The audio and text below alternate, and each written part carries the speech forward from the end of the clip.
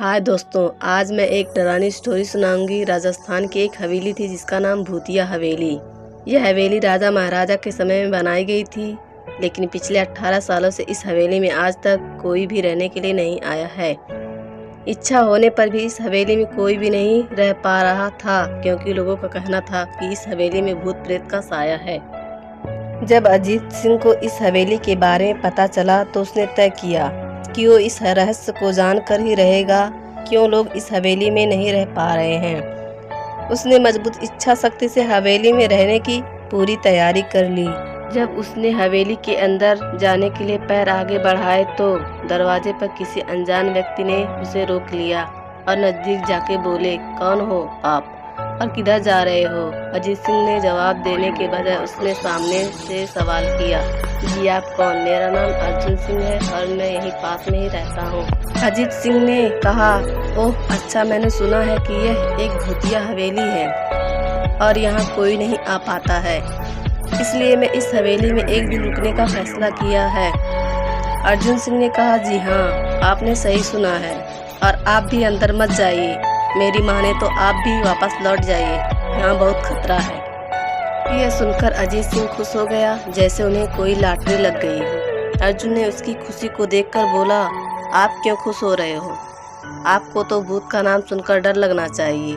शायद आपको पता नहीं होगा कि मैं भूत प्रेत में काफ़ी दिलचस्पी रखता हूँ। अगर इस हवेली में भूत है तो मैं अंदर जरूर जाऊँगा और सारी सच्चाई का पता भी लगाऊंगा। इतना कहकर अजीत सिंह उस हवेली में चले गए। अंदर जाके अजीत ने अपनी बैग को साइड में रखा और हवेली के चारों ओर देखने लगा। सारे रूम भी चेक कर लिए। बाद में ड्राइंग रूम में आके सोफे पर बैठ गया। उसने वहां बैठकर दारू के 2-4 पैग भी पिए। वहीं अचानक उस रूम में लाइट का एक बल्ब चालू बंद होने लगा, लेकिन अजीत ने उस पर ध्यान नहीं दिया।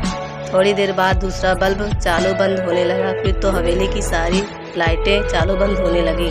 यह सब देखकर अजीत अपनी जगह पे खड़ा हो गया और संपूर्ण सावचेत हो गया।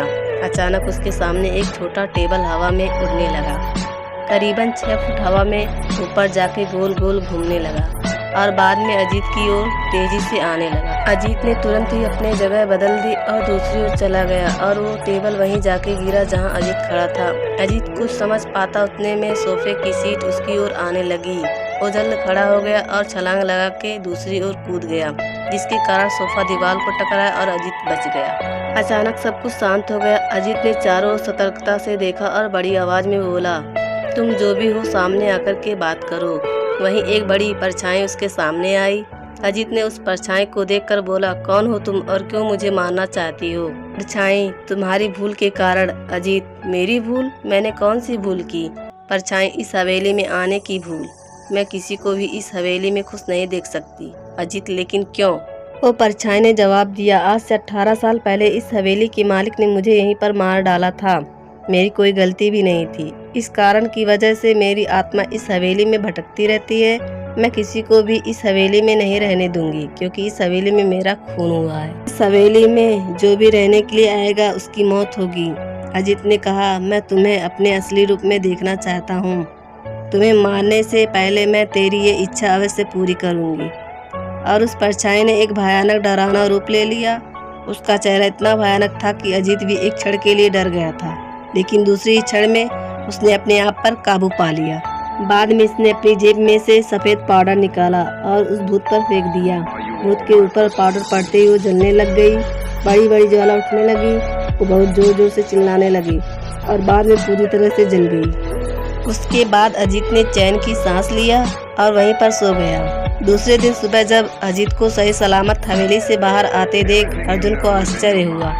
अर्जुन ने अजीत से पूछा, तुम कैसे जिंदा हो? जब अजीत ने अर्जुन को कल रात को घटी घटना को पूरी तरह से बताया और बोला, अब ये हवेली भूतिया हवेली नहीं रही। दोस्तों, कहानी पसंद आए तो कमेंट करके बताइए कहानी कैसी लगी और चैनल को सब्सक्राइब करें।